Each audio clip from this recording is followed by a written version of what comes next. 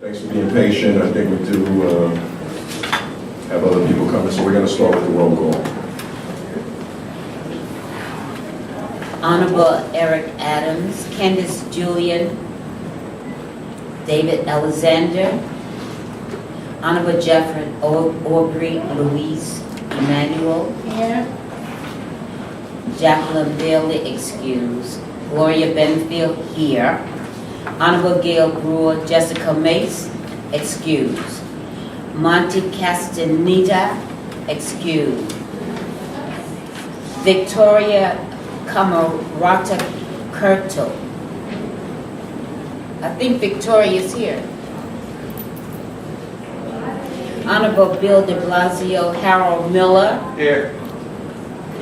Jacqueline De Leon, Melissa Del Valle Ortiz, Honorable Ruben Diaz Jr., Angel Gall Jr., Lucy Riccio, Monica Major, Honorable Eugene Matthew, Here. Ethan Tucker. I'm sorry, say. Ethan Tucker, I'm his alternate.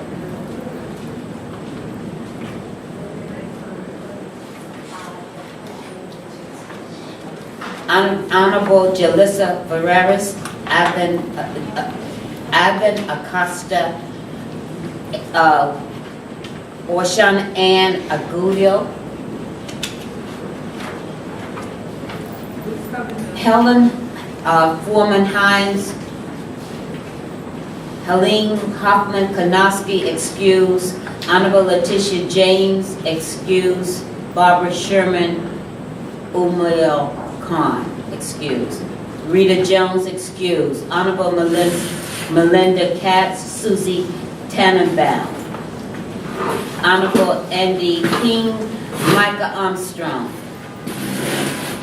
Honorable Melissa Mark Vervierto, Jessica Ackersman, excuse. Our Chairman Gregory Hambrick, Model Sporting Goods. Here.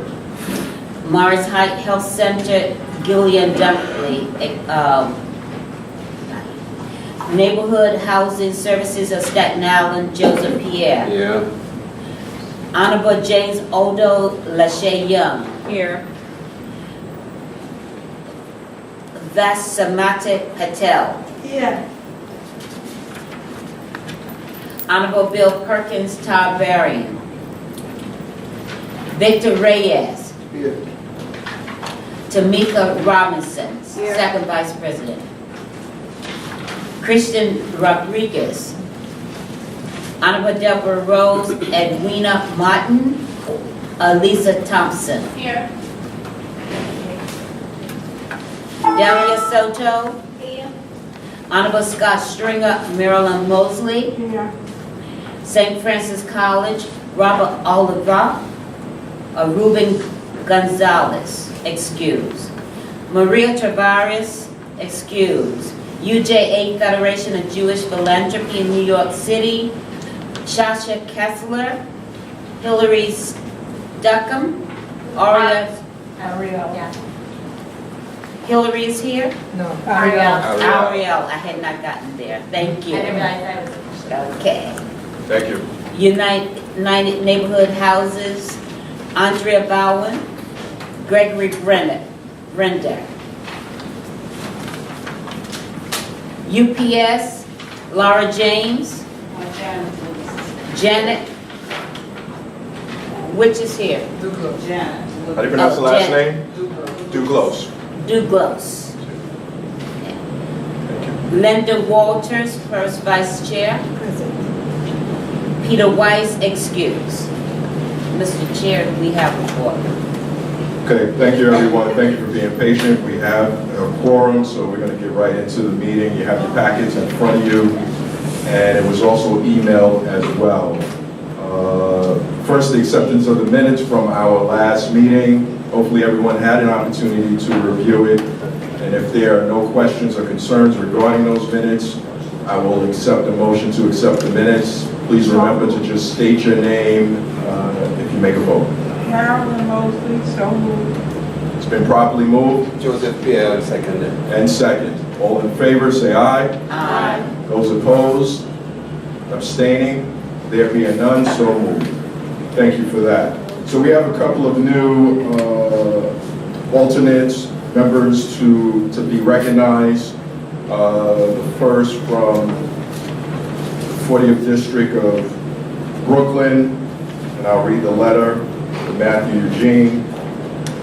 Dear Commissioner Chung, thank you for all your fine efforts on behalf of New York City's young people as Commissioner of the Department of Youth and Community Development.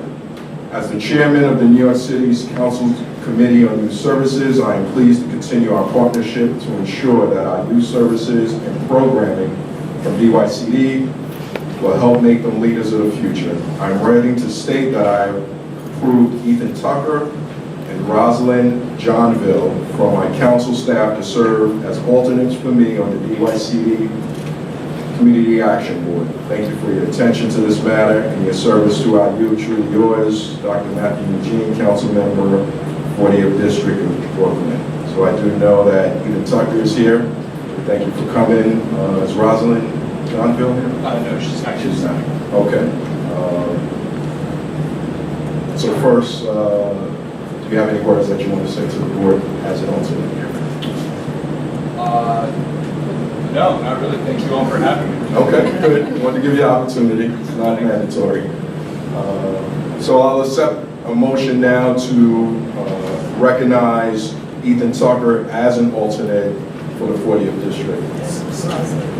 Gloria Benfield, so moved. All right, let's just hold on a minute. Rosalind's not here. Okay, got you. All right, so let me redo that. I'll entertain a motion now to accept Ethan Tucker and Rosalind Johnville as alternate for the 40th District of Brooklyn. So moved. State your name, please. Gloria Benfield. Second, Tamika Robinson. It's been properly moved and seconded by Tamika Robinson. All in favor, say aye. Aye. Those opposed, abstaining, there being none, so moved. Thank you for representing. And the next up from UJA Federation, I'll read this letter. Dear Mr. Hambrick, pursuant to Article 3, Section 1B of the Community Action Board bylaws from the City of New York, we are designating Ariel Sobransky, am I pronouncing that right? Yes, got it. Okay. As an alternate representative on the CAB, should our representative Hillary Stutchin be unable to attend a CAB meeting. Ariel may be reached an email at Sobransky, UJA Federation NY.org, or by telephone at 212-836-1360 should you need any further information. Sincerely, Louisa Chaffee, SVP of Policy and External Relations for UJA Federation. So I will now entertain a motion to recognize Ariel Shabransky as an alternate for UJA Federation. So moved. It's been properly moved. Gloria Benfield. Second, Linda Moulton. It's been properly moved and seconded. All in favor, say aye. Aye. Those opposed, abstaining, there being none, so moved. Ariel, we thank you for being here today. Any words that you want to say to address the board? Echo Ethan. Thank you for having me. Okay, great. Thank you. Okay.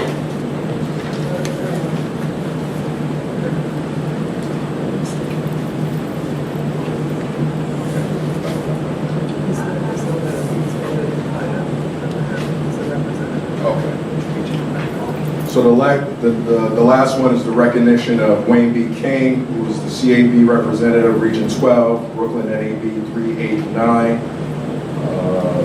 I know he is here today. Are you here, Mr. King? Yes, I am. Okay. Pleased to meet you. I know you were voted in, but we want to officially recognize you at this meeting. So first, I'd like to take a vote to officially recognize Mr. Wayne King, Representative Region 12, Brooklyn NAB 389. So state your name, please. Now, Mosley, so moved. I'll second that, Joseph. Yeah. It's been moved and properly second. All in favor, say aye. Aye. Those opposed? Abstaining, there being none, so moved. Mr. King, we thank you for coming today. Any words that you'd like to say to the board at this time? Thank you. Okay. Everybody short and sweet with the greetings today. All good. All right, so next up is Artis, who's going to come up with our financial and program quarterly report. Artis, hold off on one thing. This is my mistake. In your packet, you have the CAB meeting calendar for the 2018 year, fiscal year. So if everyone can take that out real quick, hopefully you've had a chance to look at it when it was emailed, but if not, it's in your packet now. We need to, thank you Anita for reminding me, we need to approve that calendar. We took in consideration as best as possible to take note of any holidays, any conflicts with any upcoming holidays. So as you look it over, I'll give you a minute just to look at the calendar.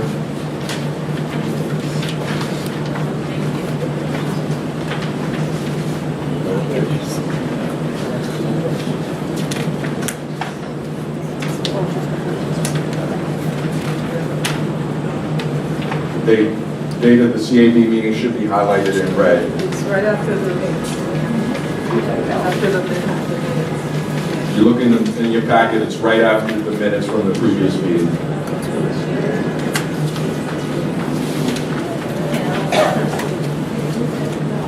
Before the financial. Everyone got it? Right after the minutes and right before the financial report that we're going to listen to. So if there are no questions or concerns regarding the calendar, I'd like to entertain a motion to accept the calendar for the 2018 fiscal year. Joseph Pierce, so moved. Been properly moved, Second. and Ms. Patel, properly second. All in favor, say aye. Aye. Those opposed, abstaining, there being none, so moved. Thank you for that. It's the second action.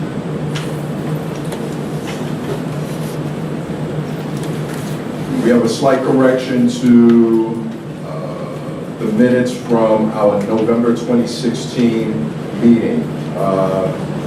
We had the reconfirmation of Harold Miller, who's from the Office of the Mayor, Lachey Young, from the Office of the Staten Island Borough President, and Sasha Kessler from UJA. In the minutes, this is just a correction in terms of how it should read in the minutes to satisfy the state. Should read first, the reconfirmation and recognition of Harold Miller, Office of the Mayor, Lachey Young, Office of the Staten Island Borough President, and Hillary Stutchin for UJA. Hillary Stutchin's name should be in place of Sasha Keller. So this is more than a minute, Sasha Kessler. So this is more an administrative correction in terms of the minutes. So I'd like to entertain a motion to make that correction in the minutes to be reflected from our November 17, 2016 meeting.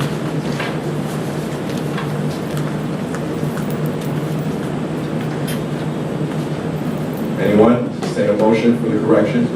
So moved, Mr. Chair. It's been properly moved. I let the go to second. And properly second by Linda Walters. All in favor, say aye. Aye. Those opposed? Abstaining? There being none, so moved. Artists, thank you for being patient. We'll now get into your financial report. Thank you.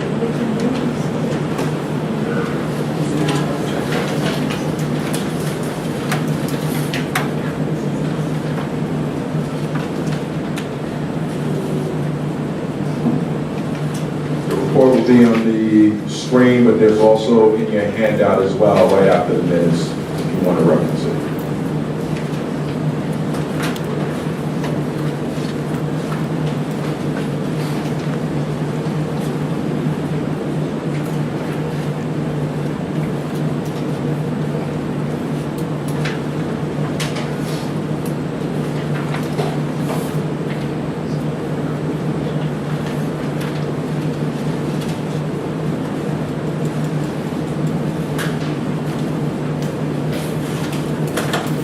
My apologies for the delay.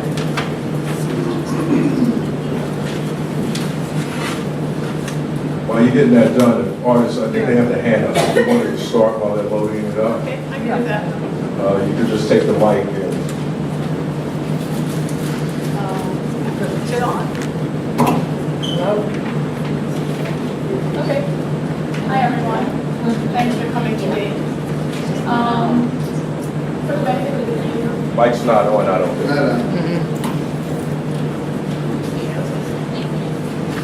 Hello, hello. Okay, yes, That's better. great. The benefits of the new member and new reps, I'll just briefly talk about the budget. For city fiscal year 16, we have over $6.6 million in our budget. Of that, $28.6 million is allocated to local contracts. That's the part of money put aside for direct services. Artists, for some reason, they can't, I know the mic's on, but they can't hear you. Maybe try this one, but she needs to hear it before we hear it. Sure. The mic doesn't have the whole. Okay. Is this, all right. Okay, so, $36.6 million in city fiscal year 17. Of that, 28.6 is allocated to program contracts. That's our direct services award. We have $2.2 million in our audit contractual services. Those are spent in years that support the direct services.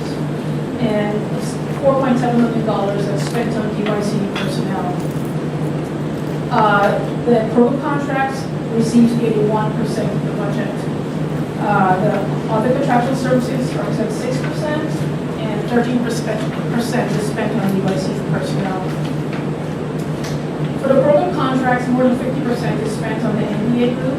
Actually, it's 56%. And the next largest spot is this SYD program, which receives $5.6 million. We give our funding to 263 providers in the program contracts, and in the other contractual years, we have 13 providers, 11 of which are technical assistance contracts. If you look at spending, year-to-date spending, and this information is through April 2000. It's fine. It's April 2017.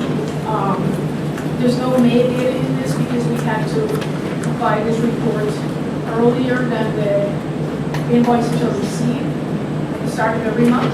So this is only through April 2017, which is 10 months of the 12-month year, which in theory should represent about 83% of our spending.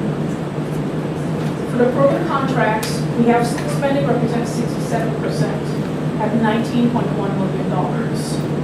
Of that, the NBA has spent 63% of their budget.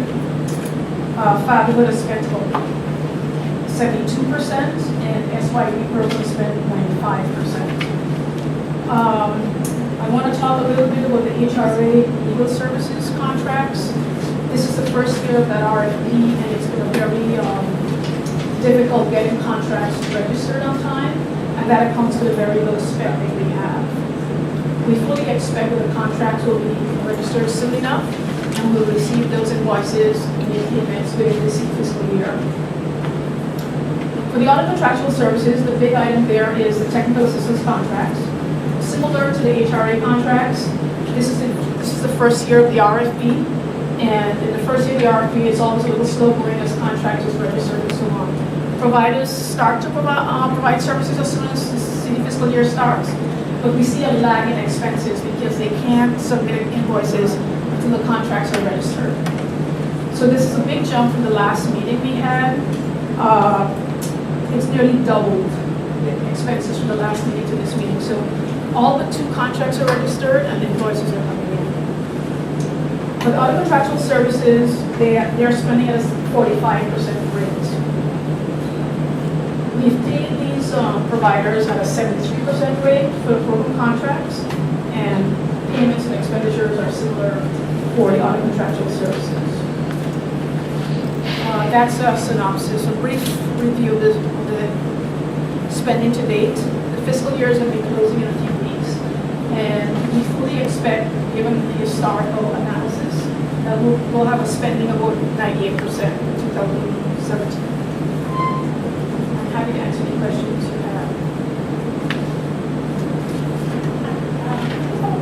have. Just state your name, please. I like my ears. I'm sorry, I hate to keep interrupting. Can you just give her the mic so they can hear?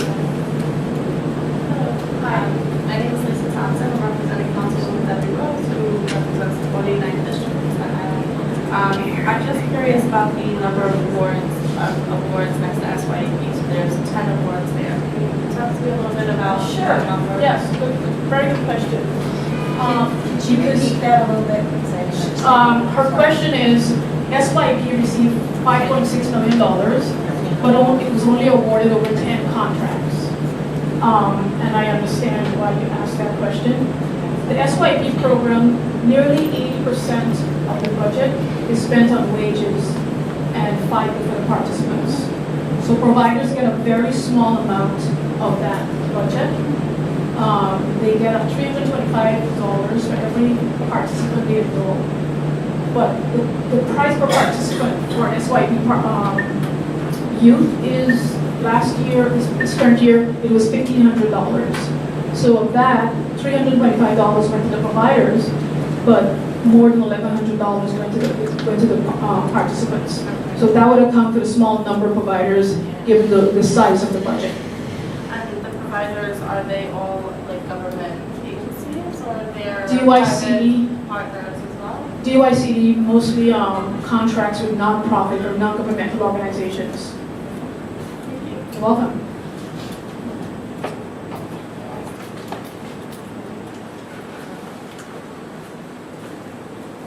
Any other questions regarding the quarterly financial report? Okay. Thank you. Thank you.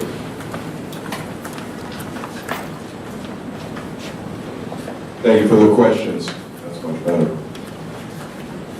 I'll entertain a motion now to accept the financial quarterly report. Linda Walters, so motion. It's been properly moved. Second, Tamika Robinson. It's been seconded by Tamika Robinson. All in favor, say aye. Aye. Those opposed? Those abstaining? There being none, so moved. Next up, we're going to ask our Deputy Commissioner to come up and give her report.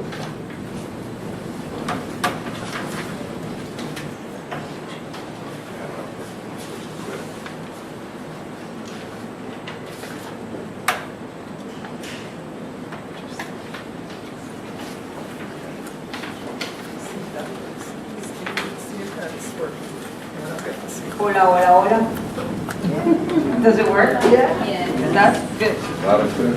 So greetings, everybody. It's summer finally, right? Everybody's happy. I know you are. So it's great to see you again. And this, generally, Commissioner Bill Chan comes to the last meeting because he likes to congratulate us on all our work. But this year he's on travel, so I'm filling in for him. We have a lot to congratulate each other about because there were so many accomplishments this year. So I'm going to take a little time, I hope you'll be patient with me, to talk about our accomplishments. Second, I'll talk to you about what's going to happen in the near future or what do we have to do in the near future. And then we'll talk about, and then we're going to do something special to help you understand how grateful we are for you. Okay, that good? All right. So, on the accomplishments, you remember the across report that we do every year. Well, we completed that, and then we completed the tracks audit, which is sort of the same report on the standards, but it also has multiple indicators. So we just finished that. We met with the state a couple of weeks ago, and their first take or their feedback to us was that they were very pleased. They were incredibly impressed with the community needs assessment, but not just with the document itself, but the ways that we are using it at DYCD, the ways that we're using the data.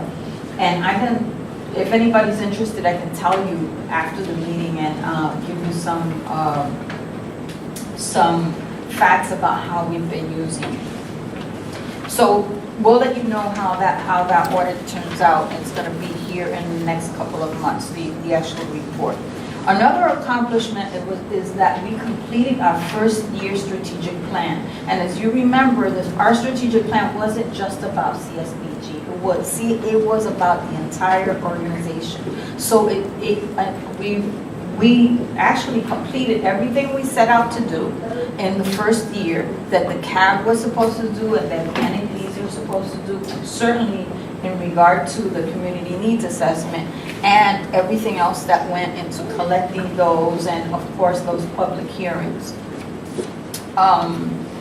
Another thing that we completed is, actually, it's almost completed, is that we changed all our IT systems at DYCD so that we could interact better and more efficiently with the community on contracts and contract monitoring. That was huge, and we're still doing our training of the CBO community and our internal DYCD staff so that we can start on July 1 to use those systems. And that was huge because we did that in a year. Most city agencies, it takes years and years to get that done. Finally, one of the biggest accomplishments was the completion of the community needs assessment. Now, I come up here and I show off about that assessment a lot. I know you're probably tired of hearing it, but it took so much, and I'm going to tell you some of the pieces that it took. There was an analysis and interpretation of the data. There was publicizing the findings. There was producing a community-friendly version in addition to the original version and the executive summary of that. And the community friendly version is designed so that you could use it locally in the different NDAs and for the different organizations. And if you look there, you'll see, you actually have it in front of you. If you look, what page are what page is the data with for the NDAs? It should be on the back. I just want you to take a peek at how user-friendly this is. Who was it that asked me the question about user-friendly for? 10 and 11. So we've actually been using it when we do site visits. The other big thing that happened in publicizing this, and the state wanted us to do this, is that it was sent out in an e-blast today and went to 12,000 people. And also it's on our website today, so when you want to show where it is. You guys are excited about this? Yes.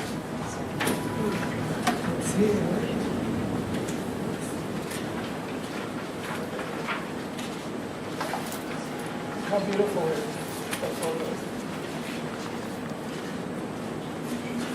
So anybody could go on our website and see this if they wanted to, and you could print out more, and it has so many uses, and we'll be talking about that over the summer about how we can make this more useful to you. So that's how. Okay, so those are our, and I could go on and on with accomplishments because there were smaller ones as well. So we, with all of these things together, so if you take the community needs assessment and everything else we did, we have significantly moved the needle in New York City in really being a voice for communities and making sure that the voice of community is heard. And of course, that's our job as a community action agency. So give yourselves a hand. Don't be shy about it. All right. So next up is what we're going to do next. In terms of the federal budget, CSBG program will be funded through FY17, and that ends in September 30th of this year. As we discussed the last time, we have reasons to be optimistic about more funding, but we'll let you know more as we learn more. Okay. Every year, we complete a new refunding application. So the state doesn't say, oh, you have money for 5 years. Every year we have to do this refunding application. So we'll be doing that over the next, I'd say 6 to 8 weeks. We will be doing that, developing that application. Then that goes to, so we're gonna need for the executive committee to meet and review it, and then Greg, and the commissioner will sign it and will send it off to the state. On the workforce front, I know you guys are always so interested in what are we doing in SYUP. So this last year, we had 60,000 youth in the SYUP program. This year, it's 70,000. We hope to surpass the 10,000 employer sites that we had last year. So those of you who really contributed to that, and we're so thankful, Greg, for the work that you do on this piece, because it makes such a difference to have those sites for those young people to go to. And so last but not least is that you can't do all this work without board development and training. And so this year, we've done board development, and we have fully implemented the CAB trainings into the CAB yearly cycle. And a new training cycle started last year will continue in the fall. We saw an increase in member participation in the CAB annual Roma training. I understand that was a great training. I couldn't come, but a lot of you participated. But also NAB members participated. So that's what's going to be happening in the near future. We'll also be reporting on the strategic plan, the specific pieces of the strategic plan in the September meeting. So it is your faithful participation, your high engagement, your desire to drive community conversations by asking difficult questions to us and to the community that has helped to create positive change in our city. Your work as board members is so important in helping us reach our goals in CSBG. Your commitment is proof that government and community can join forces in making neighborhoods better, and together we can improve the lives of people in this incredible city. So, thank you so much. I read that because I didn't want to slip and forget to say what I really meant, and this is such a big piece of work that you do, and your commitment as volunteers is integral to how we get to the next step, especially now that we know, I don't know about you, but sometimes I don't sleep at night thinking about where we are in government. So thank you to the members who worked diligently all year long, and will continue to do so. And we want to take a special moment to thank those board members whose service has come to an end. So will you come help me? Can you all give yourselves a big round of applause? So before we do that, just are there any questions on the commissioner's report? Anything that she listed? So the CNA is in effect, and we had that special board meeting a few weeks back to accept the report. So a lot of you have made significant contributions to this report. It's always encouraging to hear what the Deputy Commissioner has to say in terms of her recap of this report. So are there any questions regarding her report at all? Okay, one question. On the outline that the neighborhood development area service gaps, it says it's color coded. It says gap 1 through 3, but it doesn't define what the gap is. So, for example, Bronx 1, the gap. I don't have it. Oh, you don't have it? He's gonna. You have the chart? Oh. Yeah, so that's the second time somebody asked me tonight, so I should say more clearly. That actually is a comparison to the overall city findings. So when it says gaps 1, 2, 3, just go back. We go back to the city findings on the gaps on page 6. You'll see it says what are the key findings of the assessment, and it'll have like the needs and service gaps. Sorry, do you see it on page 6? That's where the needs and service gaps are, and then that's the citywide. And so then when you go to the back and you find the chart for the neighborhood advisory boards, that's what their gaps were compared to cities, 1, 2, 3. Did that make sense? So for the citywide needs is education, employment, and basic needs. So it's 1, 2, 3. That probably should have 1, 2, 3 there. And then if you compare that to the individual NABs, that's what their gaps were. So it might have worked out, let me tell you how this works when I go out and work on this. So if, like the other day, we went to Dyker Heights 10, right? Brooklyn 10. And they were telling us, they were having a conversation about what their needs were. And when we turned to the page, that page, it actually fell out the discussion fell out just the way that you guys, the data covered it, right? So their basic need is because this neighborhood has a lot of people who are coming from Egypt. And so you talk about basic needs, they really come with like a bag, right? And they are homeless and so their thing, it was like, we just really need basic needs. Where can somebody sleep for a night? How can we feed the kids that are coming with that family? Where can we take them? You know, what happens the next day? Like the first 10 days that you're here. That's really what they needed. And when you look at Brooklyn 10, it'll say they wanted basic services. They also wanted employment, because the next thing was to get these people employed.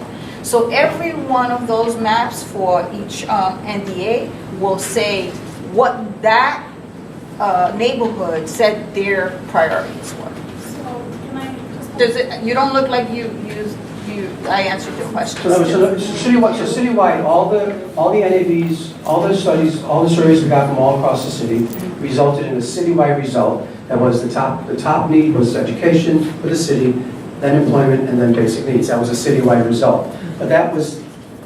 But in individual communities, where they did their surveys, they came out to different kinds of ratings depending on what that survey was, right? When you put all the communities together, it comes out to the citywide needs. When you look at the individual communities, what did they find? So like in Bronx 1, their highest needs was after school, then employment, and then basic needs. That's what they found in Bronx 1, yeah. Right, so just to clarify, gap 1 represents the highest need, gap 2 represents the second highest Right. need, and gap 3 And gap is- represents. Correct. Right. Correct. Thank you. Exactly. So when you look at it's so interesting, because then when you compare that data to what are the programs that are actually in that neighborhood, you'll find that they don't have any NDA, they had 2 little NDA programs.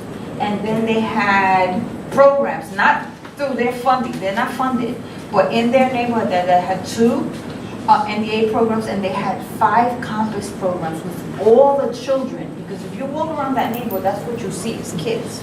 So where are these kids going? And that helps us, DYCD, to prioritize now the needs.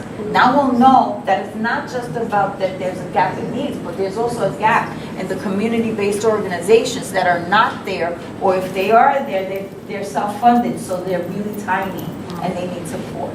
So now we know what to do. Yes. So your example, I was looking at Victoria, State your name, Colorado, I'm sorry. Curto, 14, Brooklyn. So I'm looking because you mentioned the neighborhood that is right adjacent to mine. And so Brooklyn 10 is Bay Ridge, Dyker Heights. Right. The first priority is after school, right? That's what I'm reading. Is that last? Yes. The second priority is education. And the third priority was family supports. Oh. Not to, but now the question is not to family supports, is that meaning what you just said, so that there are immigrants coming into a Well, neighborhood? when you read it that way, I thought it was the other way around, because the discussion we had was really around those basic supports. But when they were articulating that to me, they were saying we don't have anywhere to send our children, and we don't have opportunities for education. And when they said education, they were talking about literacy education. They weren't talking about high school diplomas or whatever. So what I heard loud and clear was that the basic needs then led to the after-school stuff and the literacy stuff. Like they were all, for those people, that stuff was bundled together. I'm also a teacher, so I know that in neighborhoods around that area, you have immigrant populations that are looking for ESL or English as a second language classes. And I'm thinking maybe what you're also talking about is that as well. Maybe the libraries connect, because the libraries have a ESL program, and there are lots of people that don't know about it. I don't know that those libraries, there's a library in Dyker and Bay Ridge that can offer supports. Does DYCD work with the Brooklyn Public Libraries? We work with them, but we do not fund them. That funding comes through us, but it is not, they get their own funding for that. But yes, we do work with the So libraries. what I noticed is that there's a shortage of the programs because their funding has been cut. Many libraries have been closed, in fact. So perhaps if we can get DYCD and the Brooklyn Public Libraries or the Bronx or New York together, that funding can be joint to keep them open and to continue the good work that they do. Well, that's a whole other conversation. I don't know if True. you know that there have been huge advocacy for literacy in the city. And last year, we got, $6 million dollars to do more literacy in addition to what we have. But that funding for the libraries is different than the funding with DYCD, but we do collaborate with them on the programs that we have. So that's already happening. What the council and other electeds are doing is to continue to press the city so that there's more and more funding, because you might already know that over the years this funding was decreasing and now it's going up. So all of those things that you just said, they're happening. I don't know what's happening in that particular site, but certainly when we go back to that center where we interviewed those people, we can ask them what they're doing with the library, because I don't really know. We just had an hour meeting and I was just so fascinated. There were too many questions to ask. Right, so those Egyptians with the suitcases, they're asking, where am I going to go? Is that what you're saying? Well, this is a self-funded program, so they have little apartments or they stay with other families or whatever.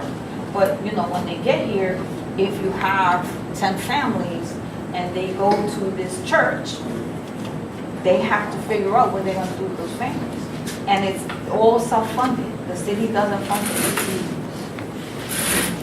So my example was really, how do you use the data as a conversation piece? Because if I look at that book and I say to them, this is what the community said. The other thing that, look at who answered the question. I don't want to stay there. Let's you and I talk. But one of the things that I noticed was who answered the questions, who answered the survey. So while though that came out the same, who answered the survey wasn't the people that needed that. So we have to go out to look at the data and be able to say, what are the gaps in the data that we're missing, and how does this all look in a neighborhood? What? It is the entry to the conversation. Those people want to know that we're interested, that we're asking the questions, that the data, whether we got it wrong or right. Because if you went to one of the NDAs and you only had 5 surveys, I mean, how accurate could that be? Doesn't really matter that much. What matters is that you went and you asked and you were interested and you got it right from them. And the data then becomes alive. Now I understand why this data looks like this. So, my bad, I always do this. I have a question. I wanted to know, you said that you got distributed to 12,000, and it's Melissa Ortiz on record. You said it got emailed to 12,000. Did it go to like individual people or did they just? I think that went to our CBOs. Now, that might have been, I don't even know, it's some kind of DYCD database that we have. Do you know that it might have specifically gone at least to community boards and that are We don't- serviced by the NDAs? We don't know who it went to because we got that news just as we came in. That they had sent out that e-blast. So we'll find out and we'll get back to you. But we have a plan. We have a strategy about sending it to the elected officials, community board. We have it all in plan. Thank you. But the fact that it went to 12,000 people that didn't know that this data existed is huge. Any other questions? What it's saying, Joseph here, what I'm actually getting here is that the needs from the last time the census was done and the lines were redrawn, we took a lot of NDAs out. Right, Joe? No, What happened? One? And if that is now playing itself, it means that the census would have to pick up a lot of other data that is not. When is the next census? Well, okay, so the census, very quickly. A census happens every 10 years, but the census as we know it happens, it's a different item. It's every 10 years. What it affects this as well. Yeah, but we don't look at every 10 years information. What happens is something called American Community Survey. It happens nationally, randomly, and then they take it over the course of years and they aggregate the information and go back together. So you could have census information on a rolling basis throughout that 10-year period. You don't have to wait for the 10 years because the 10-year census that now exists is a lot different than the 10-year census used to be. The 10-year census now is just, it's 10 pages, 10 questions, 10 years. The actual census itself happens throughout, it rolls throughout every year. That's it. Bad explanation. The answer is we don't know. The answer is we don't know because you have President Trump, because you have a new data system collecting the census that, they're changing that whole system about how they collect data. And who will they include? I just saw a story on the news about this. So we don't know. We don't know how that's going to end up. The census. How that will impact us is for us to figure out a couple of years from now again. We just don't know. Thank you for your questions. Thank you for the feedback, Deputy Commissioner. We still want to entertain the questions, so we don't really want to draw out the meeting, but if you have additional questions regarding this, as we did the last meeting when we approved this, please get us your questions. Real quickly, I believe in the handout, the questions that were submitted the last time when we approved this, they had published the answers to those questions and concerns. And some of that is what's been implemented in this report. The user-friendly format and some of the other things were already implemented as part of this report that the Deputy Commissioner went over. So if there's some additional questions, please feel free to get that to us and we can certainly vet that and get answers to it.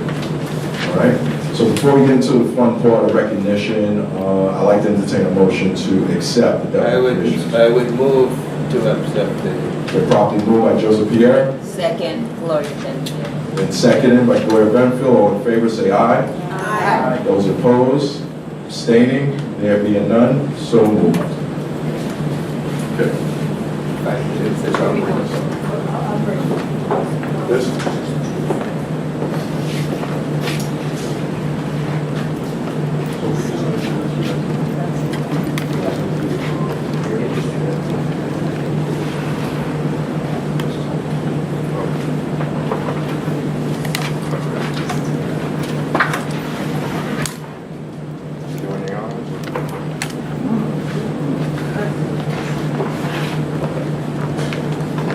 So we have two members to recognize whose terms ended. So there's a few members whose terms ended, but we really want to recognize the two that are here. This is a volunteer board. Everyone knows this. You serve on this board because you really care about the community. We don't get paid, but we care about the community. And these individuals, in terms of my relationship with them and what I've known, have been immensely committed. This thing, right? Immensely committed to their community. Their civic duty is probably unmatched by any. And you know, my involvement with the board comes really more from an employer standpoint, and my job, I feel, is to make sure that as an employer and as someone who has some input in making sure that economic opportunity are provided for youth are aligned with DYCD. But these individuals go far beyond that in terms of what they've done in the community, and I'm not ashamed to say that I learned quite a bit in my time working with these individuals. So we want to take this opportunity to really recognize them right now as their term ended, and I know both of them will stay immensely tied to the community and will continue to do the work. I think it's great that we're recognizing them in front of the CAB in this open forum, just to show them how much we appreciate it. So I'm going to read this nice plaque that they're all going to get from the Department of Youth and Community Development with the New York City Community Action Board. Hereby presents this certificate in great appreciation of the many years you have graciously given to the Community Action Program through your work as a member of Manhattan Neighborhood Advisory Board number 10 and the Community Action Board as a representative of Region 9 for Manhattan NABs 10 and 11. Your efforts on behalf of those in need of our community have helped make New York City a better place for all, presented on this day, the 14th of June, 2017, signed by the Deputy Commissioner and myself. I'm happy to present this to Vera Williams. Let's first give her a hand.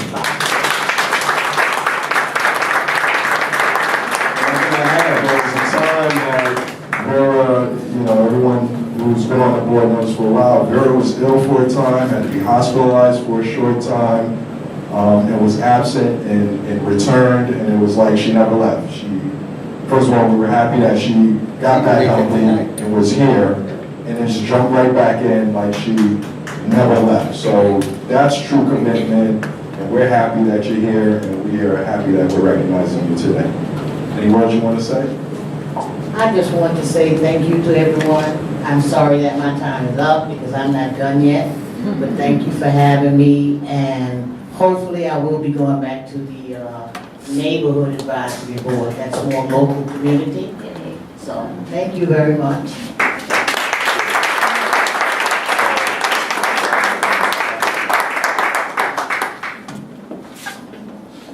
Can we take a picture of the mission statement? Over here? Yeah. Okay. Sorry for the flash, everyone. That's okay. Very nice.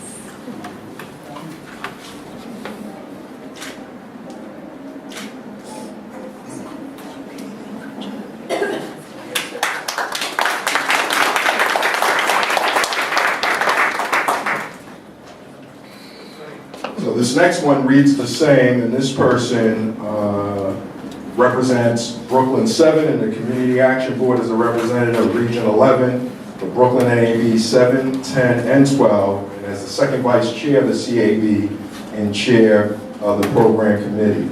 Now, if you served in the board and don't know this person, you're going to sleep at every single board meeting. So here's my little testimony on this individual. When I was elected chair and the executive committee at the time, along with Joe Pierre, they really helped me to get acclimated to this particular board service. I served on 4 boards, but this is the first one I've served in the city in this capacity, and she was extremely helpful in educating me on community and civic responsibility as it relates to this board. I used to joke with her when I first met her, and we got friendly. She was part of, like, I don't know, 10, 11 different organizations. I didn't know how she had the time to really do all of this stuff, but, you know, if you ever see her social media pages, if you ever go to events, I mean, her commitment is just extremely incredible. She is tied to community, and for her, it's not about DYCD, it's not about CAB, it's really about community service. So although her time on this board is going to end, her commitment to community service is going to go pretty much until she can't go anymore. So at this time, I'd like to call up Miss Melissa Deval Ortiz.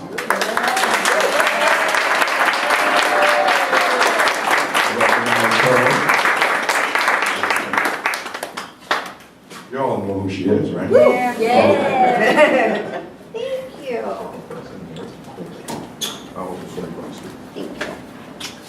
So something really, really super important I have to say today. Please go back home and fill those vacancies. Because our NDAs, their seats are like, I don't know why they're vacant. Do I need this? Yes. Y'all hear me? Okay. Me of all people, I should know. But that's one thing. The second thing is, please pay attention to the status of gentrification in our communities.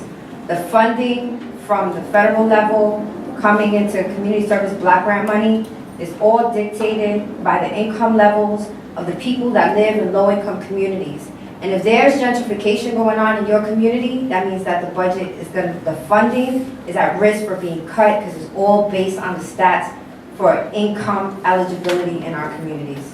Communities, high rate poverty, you get CSBG money. If once it passes the threshold, the NDA doesn't exist anymore. So that's the two things I beg of you. Please make sure that happens. Go to your community board meetings, talk to people at Ransom. It's a real thing, and he can't, like, I can't even say. I am very genuinely passionate about this. It really is important to me. The kids are important to me, you know, and if we can ever get some kind of priority for children that are autistic and disabled within this funding stream would be absolutely phenomenal, because children with disabilities, they're always the ones living at the most poverty, the highest poverty level in the United States. So it's been my pleasure to serve. I will continue to serve. You won't see me, but I'm there. And every time you hear that loud chick in the room, think of me. I just know she's really passionate. Thank you.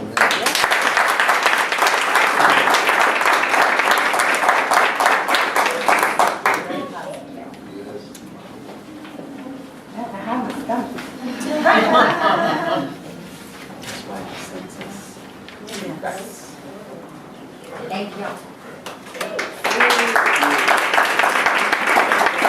So there were some other members we wanted to recognize. I just want to say their names. They're not present here, but we're going to make sure they get the certificate. We really wanted to recognize them here in open forum, but they're not present. You have Tessa Hackett, Viera, Thomas Dowd, and Bernice Williams Johnson. Those three individuals also, and a lot of you know them, that their terms have ended as well. So let's just give them a round of applause to recognize their service, and then make sure we get them their certificates. Thank you.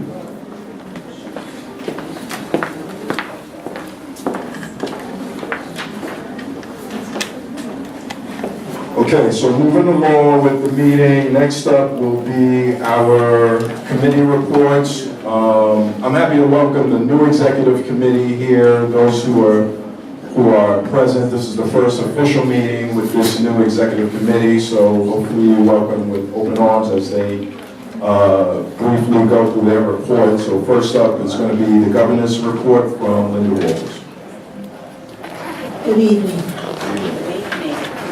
I'm going to talk about update on community CAB election vacancies. And the next report is absentee report.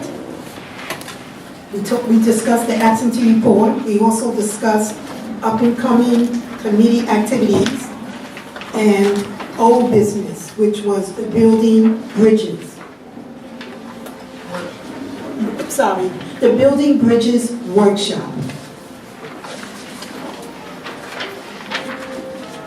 Thank you for that. So the summary of that report is in your packet.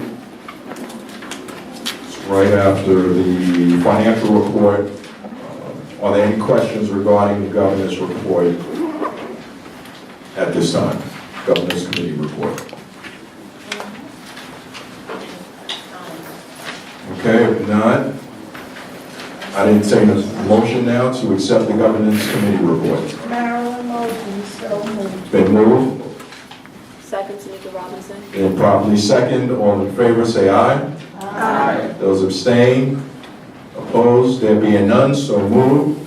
So next up, we're going to have Ms. Tamika Robinson, who's going to give us our program committee report. Thank you. The last program committee meeting was May 17th, and it was presented by an excellent team led by Mike Bobbitt, and it was a Roma training, which is Roma represents results-oriented management and accountability. Those present were CAB and NAB members. One thing I'd like to add that I think we all shared for all of us who were actually at the meeting is that the importance of the Roma training. And it actually supports and gives you all the necessary information you need if you participate in a community needs assessment. So we encourage all CAB and NAB members to join us the next time we have the meeting so that you could see how the NDAs structure their organizations. You get a chance to understand why mission statements are so important and how it affects the services given in your community. So, yeah. That's, PowerPoint presentation included. oh yeah. So if you there's a PowerPoint presentation that you can look at, which they used. It's a lot. It's quite a bit of information, but there's a definition about the Roma, and it says that it's a sound management practice that, which is on page 4 of the PowerPoint. So you're gonna have to find the PowerPoint for Roma first, and then the 4th page. It's right after the program committee meeting. Yeah.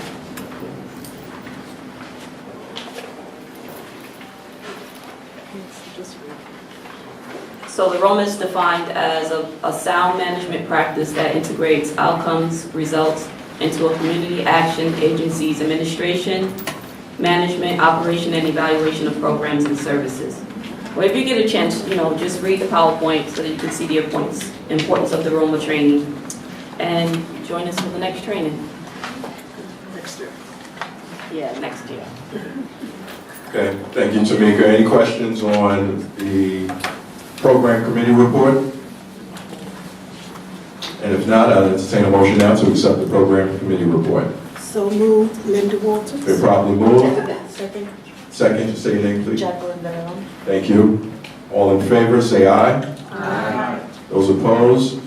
Abstaining? There being none, so moved. Jacqueline Bailey's not here to go over the strategic partnership report.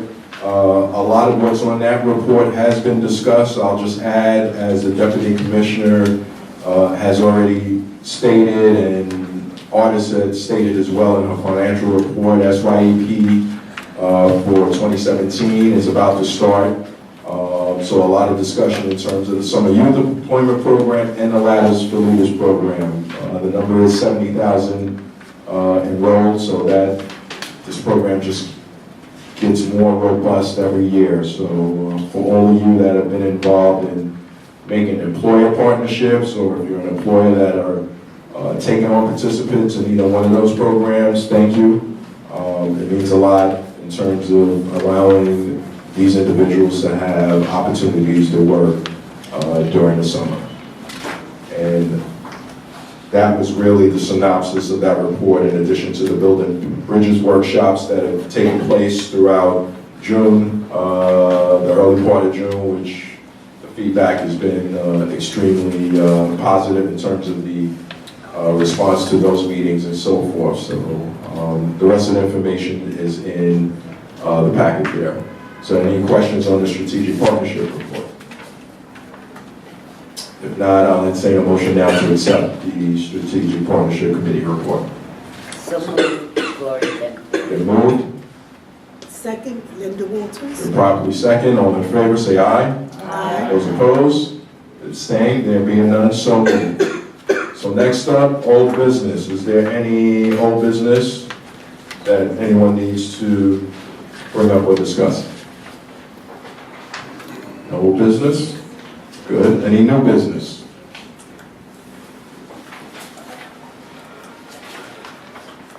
I'm sorry?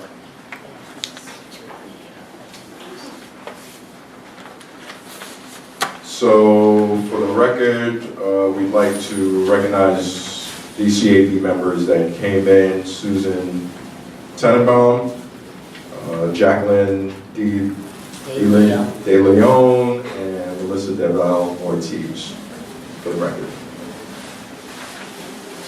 Okay, there is no other information. It's summer, so everyone enjoy your summer. We thank you for taking the time to come to the meeting. Look for information to be sent out in advance of the next meeting. And I'll entertain a motion now to adjourn the meeting. So moved. Yeah, I can quick moves on that, I see. Just state your name, who moved on that? Gloria Okay. Benfield. Wait, Gloria Benfield, move who second? Linda. Yes, I second that. And it's seconded by Joe, all in favor? Aye. All right, everyone, enjoy your summer, thanks for coming by. Wait, I want everybody to take a group picture. The whole, everybody that's here. Can we do that? Everybody.